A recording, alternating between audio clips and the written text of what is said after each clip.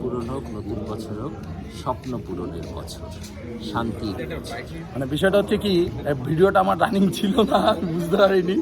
মানে যেটা আমি বলছিলাম যে দাদার সঙ্গে অনেক দিন পর দেখা হলো, আর সত্যি হচ্ছে এই যে আমাদের হিরো রাহুল, ঠিক আছে, রাহুল মানে খুব ভালো অ্যাক্টার একজন, এবং প্রচুর কাজ করছে এখন, ঠিক আছে। আর নতুন মুখ বলতেই এখন রাহুল, ঠিক আছে।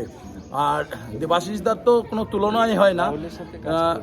দেবাশিস দা তো প্রচুর প্রচুর ফিল্ম করেছে, ঠিক আছে। দেবাশিস দার সঙ্গে আমিও একটা কাজ করেছিলাম, সেটা এখনও পেন্ডিংয়ে আছে। তো দেবাশিস দা খুব ভালো মনের মানুষ। দেবাশিস দাকে একদিন আমি প্রোগ্রামে পাঠিয়েছিলাম শান্তিপুরে, আর সমাধি গেছিল। তো তোমাদের বলবো, যদি কখনো কোথাও প্রোগ্রামে দেবাশিস দাকে লাগে আমাকে বলো, দেবাশিস দার সঙ্গে আমি যোগাযোগ করিয়ে দেবো। আর দেবাশিস দা খুব বড় মনের মানুষ, ঠিক আছে। আর দাদা এবার কিছু বলো দর্শকের জন্য।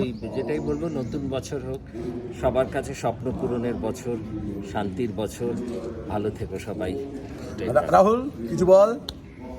সবাই ভালো এসে বইটা দেখবেন। আর রাহুল হচ্ছে আমাদের ছোট ভাই, ঠিক আছে। আর অ্যাকচুয়ালি রাহুল এখন প্রচুর প্রচুর বই করছে, ভোজপুরি থেকে শুরু করে তারপরে বাংলা, তামিল, তেলেগু, প্রচুর প্রচুর কাজ করছে। যাই হোক, তোমরা সবাই রাহুলের যেসব ফিল্ম সবাই দেখো এবং রাহুলকে সেই ভালোবাসা দিও, ঠিক আছে। এইটুকুই তোমাদের কাছে আশা করি। Okay friends, bye bye, tata.